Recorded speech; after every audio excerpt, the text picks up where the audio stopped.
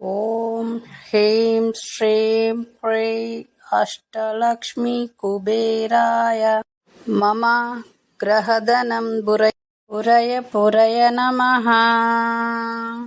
ఓం హ్రీం శ్రీం హ్రై అష్టలక్ష్మీ కుబేరాయ మమ గ్రహధనం పురయ నమః.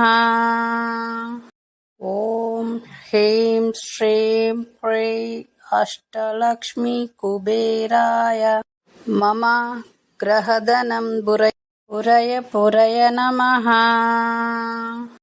ఓం హ్రీం శ్రీం హ్రై అష్టలక్ష్మీ కుబేరాయ మమ గ్రహధనం పురయ నమః.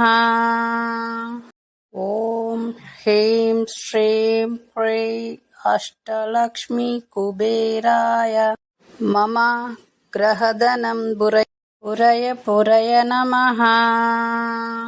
ఈ ధనాకర్షణ మంత్ర రోజు చదవడం వల్ల, మనం వినడం వల్ల కూడా మనకు మంచి జరిగి అనేక రూపాల్లో మనకు ధనం వస్తూనే ఉంటుంది. అందుకే విశ్వానికి థ్యాంక్ యూ, డబ్బుకు థ్యాంక్ యూ ఫర్ వాచింగ్.